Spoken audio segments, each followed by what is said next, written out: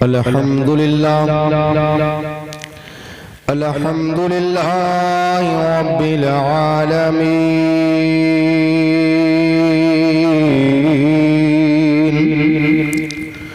वल आक़िबतु लिल मुत्तक़ीन वस्सलातु वस्सलामु अला रसूलिही मुहम्मदिन व अला आलिहि व अस्हाबिहि अजमाईन। अम्मा बाद फ़अऊज़ु बिल्लाहि मिनश शैतानिर रजीम। बिस्मिल्लाहिर रहमानिर रहीम।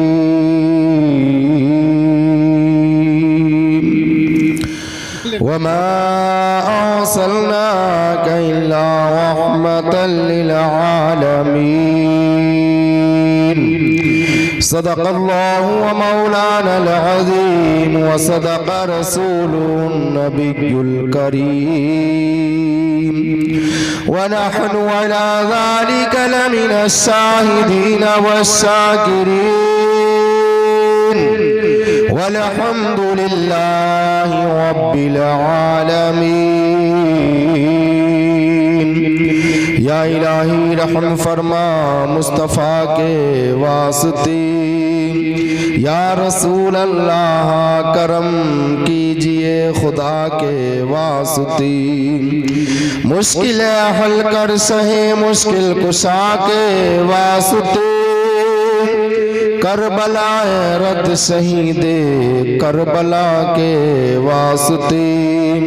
बुलबुल से बहरे हाल नशे मन छुटेगा, बुलबुल से बहरे हाल नशे मन छुटेगा। बरक़े तपा के खौफ से गुलशन न छुटेगा। माहौल गर अपने मुवाफिक भी नहीं सरकार मगर आपका दामन न छुटेगा। सरकार मगर आपका दामन न छुटेगा। मोहतरम हज़रात, मैंने जो खुतबा मसनूना के बाद कुरान पाक की बहुत ही मशहूर मारूफ आयत आप हजरात के सामने तिलावत की है, उसका तर्जुमा सुनने से पहले सभी हजरात एक मरतबा गुंबद खजरा में आराम फरमाने वाले प्यारे आका व मौला मदीने के ताजदार अहमद मुख्तार सल्लल्लाहु तआला अलैहि वसल्लम की बारगाह बेकस पनाह में झूम झूम कर दुरूद पाक का हदिया नजराना पेश करें। पढ़ें सभी हजरात बावाज़ बुलंद। अल्लाहुम्मा सल्लि अला सय्यिदिना व अला आलि सय्यिदिना मुहम्मदिन मुबारक सल्लल्लाहु अलैहि वसल्लम। देखिए, ये शाबान का महीना है और 11 तारीख शाबान की लग चुकी है। 11 तारीख लग चुकी है ना। और इस महीने की 15वीं शाबान में जिंदगी और मौत का फैसला होता है। तो यार क्यों ना, पता नहीं कि हमको ये दिन फिर नसीब हो या ना हो, तो इसलिए इन रातों में ज्यादा से ज्यादा अल्लाह का जिक्र क्यों ना कर लिया जाए। कर लिया जाए ना। तो आप लोग तैयार रहो इंशाअल्लाह। मैं भी तकरीर करूंगा आज जम के। हाँ, और सुनो, एक मौलाना साहब की आदत थी कि जब वो तकरीर करते थे तो आंखों को बंद कर लिया करे, आंखों को बंद कर लिया करते थे। शुरू में आंखें बंद करके बैठ गए और जब तकरीर का आखिर होता था तो आंखों खोल कर देखते थे। लेकिन एक जलसे में पहुंचे और जलसे में पहुंचने के बाद उन्होंने तकरीर को शुरू किया।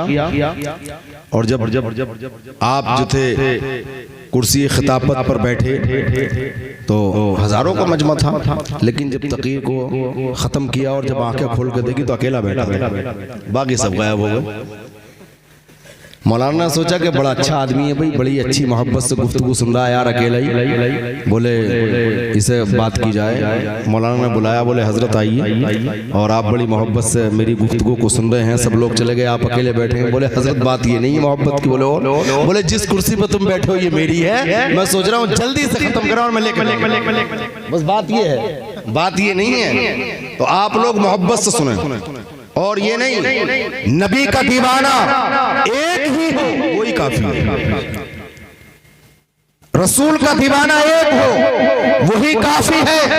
मेरे बुजुर्गों और दोस्तों, जलसों में मजा लेने के लिए मत आया करो, टेस्ट लेने के लिए मत आया करो, बल्कि ये देखने के लिए आया करो और ये सुनने के लिए आया करो कि यार किस नबी की हदीस पर अमल कर लिया जाए, किस कुरान की आयत के तर्जुमे पर अमल कर लिया जाए तो इंशाअल्लाह उसकी जिंदगी भी कामयाब हो जाएगी और उसकी आखिरत भी कामयाब हो जाएगी। अगर जो रात भर हम जलसे को सुनते रहे और बात को नहीं समझ पाए और उस पर अमल नहीं किया तो मेरे बुजुर्ग और दोस्तों, ऐसा जलसा सुनने से और करने से कोई फायदा नहीं है। जलसा वो होना चाहिए सुनने वाले भी ऐसे हो कि अल्लाह अकबर, अगर जो उस पर अमल कर ले तो इंशाअल्लाह बेड़ा पार हो जाएगा।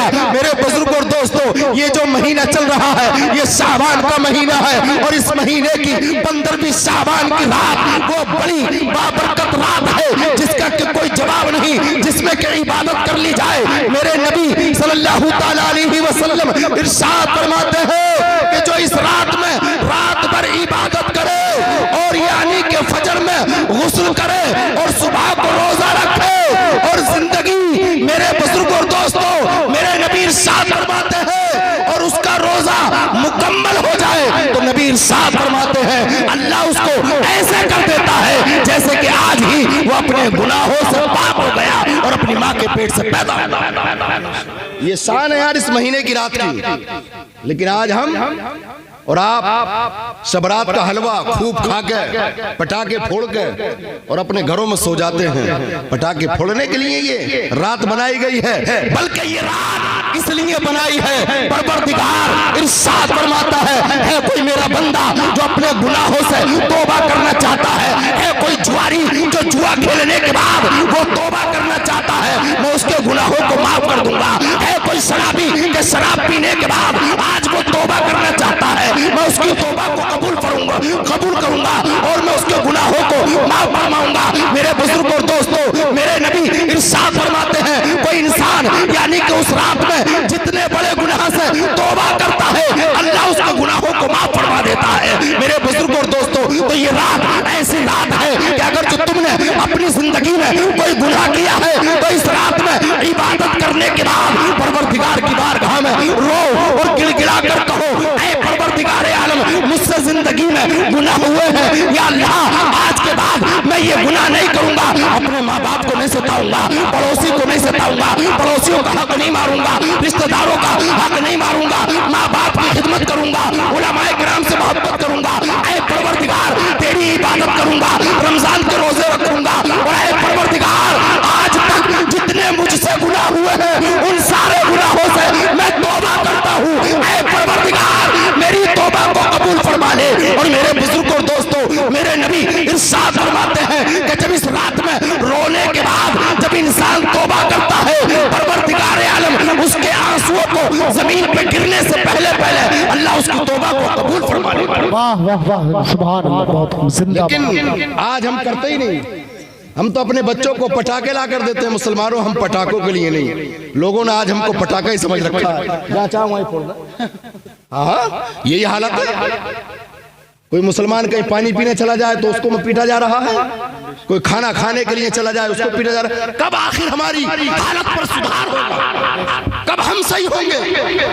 किस दिन हम जागेंगे? हम सोए हुए हैं। आज हमने अपने इस मजहब इस्लाम को मजाक बनाकर रख दिया। मेरे बुजुर्ग और दोस्तों, कल का मुसलमान जब रास्ते से गुजर कर जाता था तो बेशरम औरतें और नाचने गाने वाली भी उससे पर्दा करती थी कि ये और कोई नहीं जा रहा बल्कि मुस्तफा का दीवाना जा रहा है, नबी का दीवाना जा रहा है। आओ इसी तरह से एक वाकया सुनाऊं, मचल कर बोलिए सुभान अल्लाह। मेरे बुजुर्ग और दोस्तों, हजरत बायजीद बुस्तामी का जमाना चल रहा है। अल्लाह अकबर, आपका फटा हुआ लिबास है, आपके पास दौलत नहीं है, आपके पास शोहरत नहीं है, आपके पास कोई चीज नहीं है, लेकिन हर वक्त सुबह को खुदा की इबादत करते हैं, रात को अल्लाह की इबादत करते हैं, दिन में अल्लाह की रजा के लिए रोजा रखते हैं, हर वक्त अल्लाह अल्लाह करते हैं। लेकिन मेरे बुजुर्ग और दोस्तों, उसी शहर के अंदर एक फाहिशा औरत आई और आने के बाद उसने शहर का माहौल बिगाड़ दिया और उसने वो एक अड्डा बनाया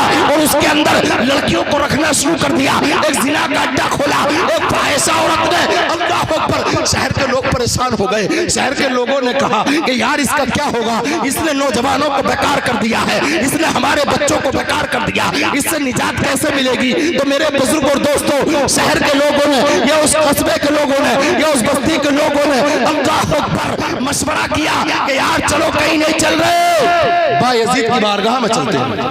मचल कर कहें सुभान अल्लाह।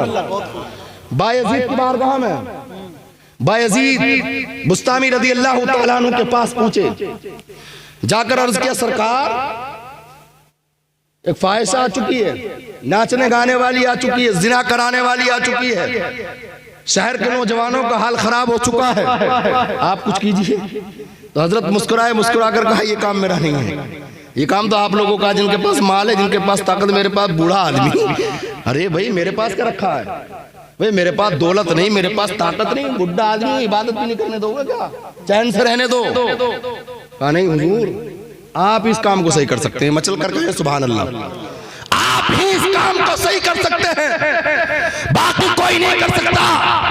अल्लाह अकबर। हजरत बायजीद बुस्तामी से बहुत इसरार किया, आप इनकार करते रहे, लेकिन कहा कि अच्छा चलो भाई ठीक है, जब आप मेरे पास उम्मीद लेकर आए हो तो मैं खुदा की बारगाह में इंशाअल्लाह दुआ करूंगा और कोशिश करूंगा ताकि उस औरत के अंदर सुधार आ जाए। मेरे बुजुर्ग और दोस्तों, हजरत बायजीद अपना मुसल्ला लेने के बाद और लोटा लेने के बाद उस महल पर पहुंचे, उस बिल्डिंग पर पहुंचे, उस मकान पर पहुंचे जहां पर के फाहिशा ने अपना अड्डा बना चुकी थी, जहां जिना का अड्डा खोल चुकी थी। उस जगह पर पहुंचे और दरवाजे पर वुजू किया और वुजू करने के बाद मुसल्ले को बिछा दिया और नमाज पढ़ना शुरू कर दिया। एक नहीं पढ़ी, अल्लाह अकबर, सुबह से दोपहर तक नमाज पढ़ते रहे। उधर उस जिनाखोरी के अड्डे के अंदर चर्चा होनी शुरू हो गई। जो शहजादियां, जो लड़कियां यानी कि सज धजने के बाद इंतजार करती थी कि हमको आकर आज कौन पसंद करेगा, आज कोई भी इनको पसंद करने के लिए नहीं जा रहा। जो भी बायजीद को उस फाहिशा के दरवाजे पर देखता है वो वापस हो जाता है कि आज तो बायजीद आ गया है। आखिरकार उसने उन लड़कियों से कहा कि आज हमारा ग्राहक क्यों नहीं आ रहा, आज हमारा कोई आशिक क्यों नहीं आ रहा, आज कोई जानी जिना करने के लिए क्यों नहीं आ रहा, आज इस अड्डे पर क्यों नहीं आ रहा। अल्लाह अकबर। तो उसने कहा, एक लड़की से कहा कि जाओ नीचे जाकर देख कर आओ, कहीं ऐसा तो नहीं है कि दरवाजा बंद हो। वो लड़की, एक नौजवान आई और आने के बाद उसने देखा तो एक बुजुर्ग को देखा जिसकी कमर झुकी हुई है, जिसके चेहरे पर चुनरियां पड़ी हुई है, जिसके बाल बिल्कुल सफेद हो चुके हैं। वो कुछ नहीं कर रहा, मुसल्ला बिछाकर अल्लाह की इबादत कर रहा है, अल्लाह की बारगाह में सजदे कर रहा है। अल्लाह अकबर। मेरे बुजुर्ग और दोस्तों, वो लड़की वापस गई और वापस जाने के बाद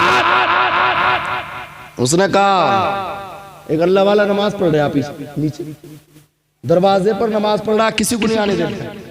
बोले इसने ये कारोबारी भी ठप करा। आज तो लोग बिजनेस बना रहे हैं, लोग बिजनेस। आका की हदीस पाक है, जो लोग शतरंज का खेल खेलते हैं। बताओ आज यार, मैं उलमाए किराम से भी कहूंगा और आप लोगों से भी, कोई मुसलमान ऐसा है जो खिंजीर के खून में हाथ रखे?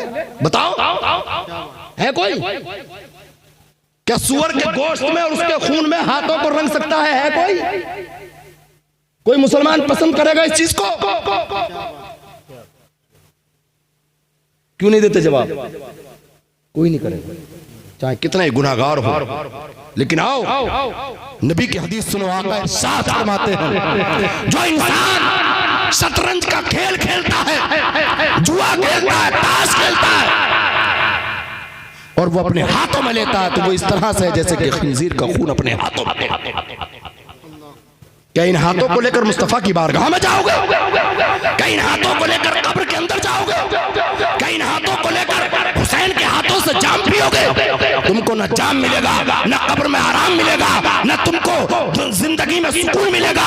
मेरे बुजुर्ग और दोस्तों, दुनिया में परेशान रहोगे, कब्र में पिटाई होगी और हश्र के मैदान में पुल सिरात के रास्ते पर कट कट कर जहन्नम में गिर जाओगे, जहन्नम में चलते रहोगे। उस वक्त कहोगे कि यार काश मौलाना की बात को मान लिया होता, मौलाना की नसीहत को मान लिया होता, तो काश आज ये दिन देखना न पड़ता।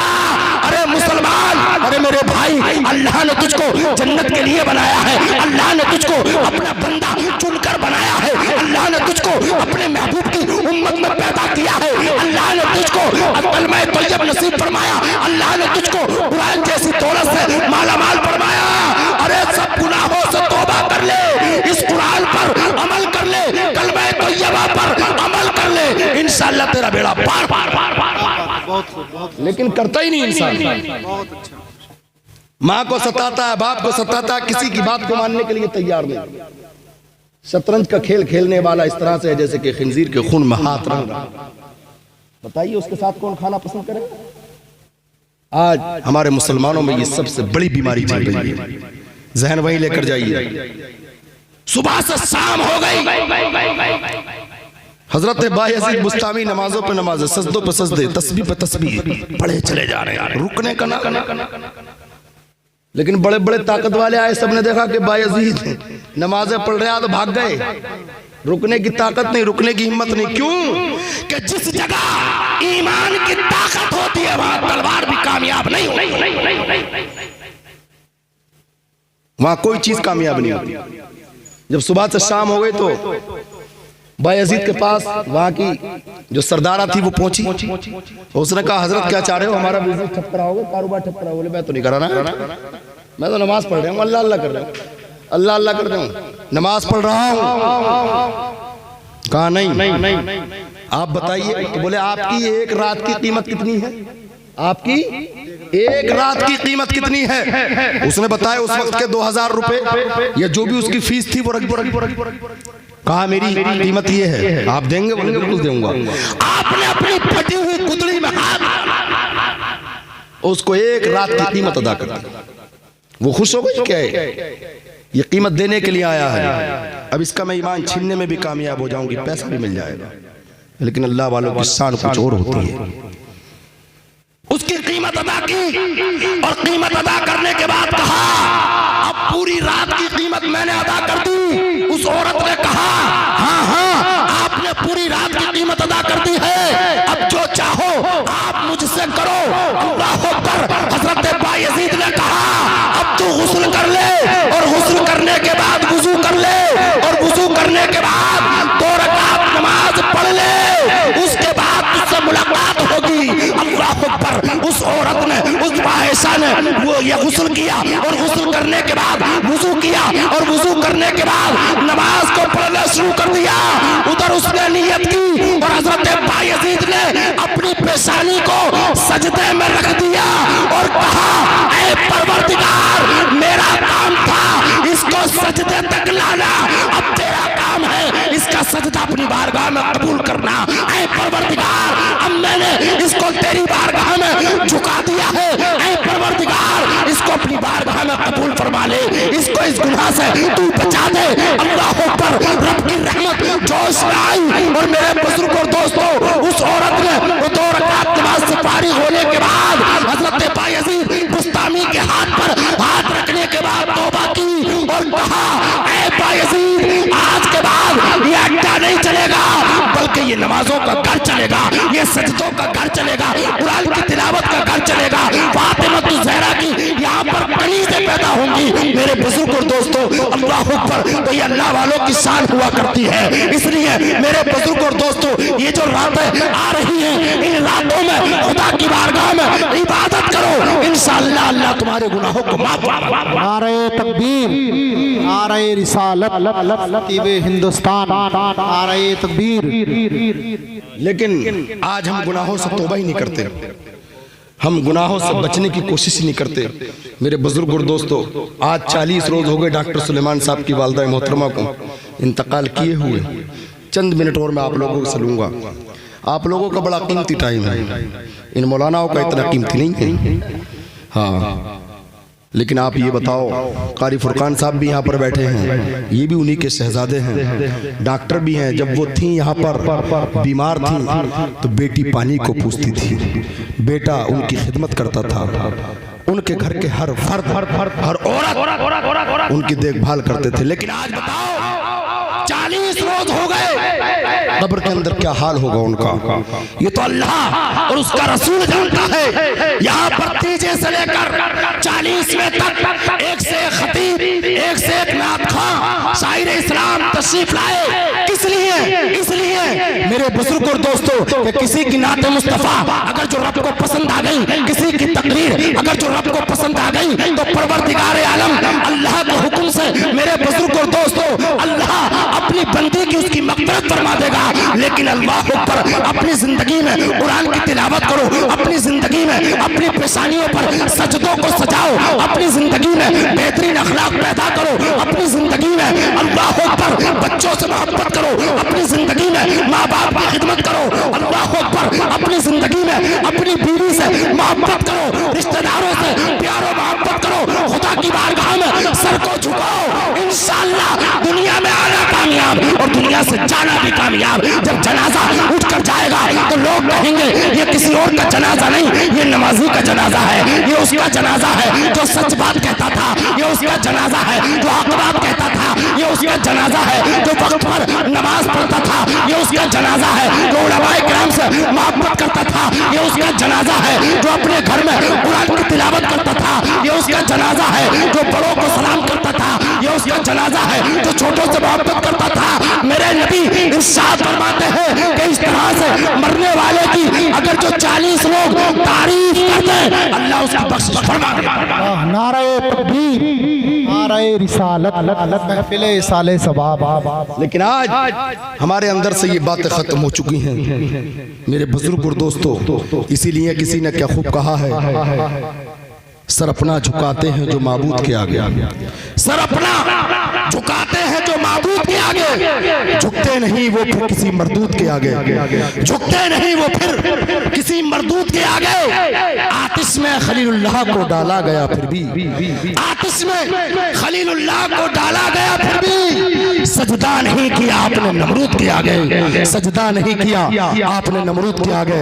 तो मेरे बुजुर्ग और दोस्तों परवरदिगार अपने बंदों से बड़ा प्यार करता है। मेरे नबी इरशाद फरमाते हैं एक इंसान की 70 माएँ हों, 70 माएँ हों और वो सब अपने बेटे को या बेटी को चाहती हों, प्यार करती हों, तो मेरे बुजुर्ग और दोस्तों परवरदिगार उन 70 माओं से भी ज्यादा अपने बंदे से प्यार करता है, मोहब्बत करता है।